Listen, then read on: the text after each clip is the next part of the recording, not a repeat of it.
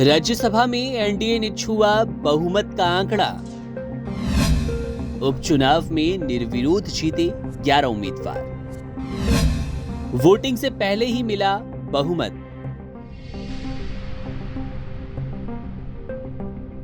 लोकसभा चुनाव 2024 में प्रत्याशित जीत न मिलने के बाद बीजेपी के हौसले कुछ डगमगाते नजर आए। इसी बीच अब खबर है कि भारतीय जनता पार्टी के नेतृत्व वाले राष्ट्रीय जनतांत्रिक गठबंधन यानी कि एनडीए ने 11 नए सदस्यों के निर्विरोध चुनाव के बाद राज्यसभा में बहुमत का आंकड़ा सफलतापूर्वक पार कर लिया।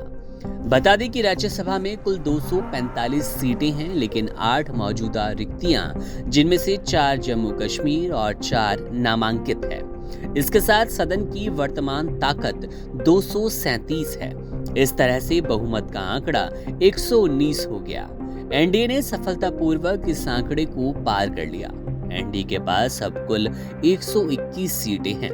वहीं अब राज्यसभा में एनडीए के बहुमत के आंकड़े को पार करने के बाद प्रमुख कानून पारित करने में सरकार को आसानी होगी। इसके अलावा कांग्रेस के एक सदस्य राज्यसभा के लिए निर्विरोध निर्वाचित हुए। 12 सीटों पर निर्विरोध चुनाव के बाद अब राज्यसभा में बीजेपी की संख्या बढ़कर 96 हो गई। वहीं एनडीए की बात करें तो ये संख्या 112 की है। 245 सदस्यों की राज्यसभा में 8 सीटें खाली है, जैसा कि हमने आपको पहले भी बताया। जम्मू कश्मीर की 4 और 4 मनोनीत सदस्यों की सीटें इनमें शामिल है।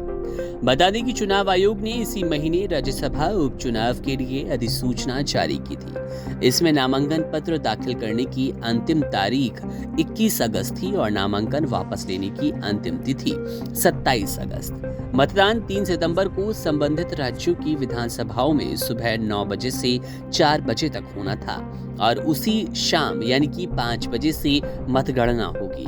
रात तक नतीजे आने वाले थे, लेकिन नामांकन वापस लेने की आखिरी तारीख यानी कि 27 अगस्त को सभी 12 सीटों पर उम्मीदवार निर्विरोध चुन लिए गए।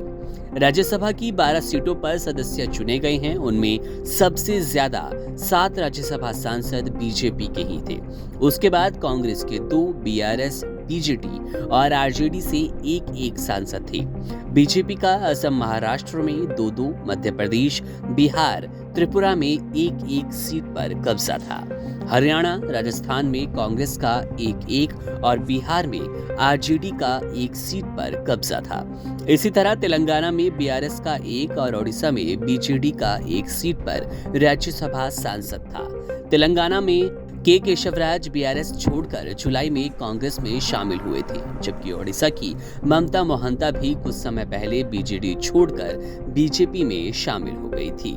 अब इसी बीच बड़ी खबर तो यही है कि अब लोकसभा 2024 के आम चुनाव के बाद बीजेपी को एक बड़ी राहत मिलती नजर आ रही है, क्योंकि राज्यसभा में बहुमत का आंकड़ा एनडीए ने आसानी से हासिल कर लिया है और बीजेपी के भी सांसदों की संख्या बढ़ती नजर आ रही है।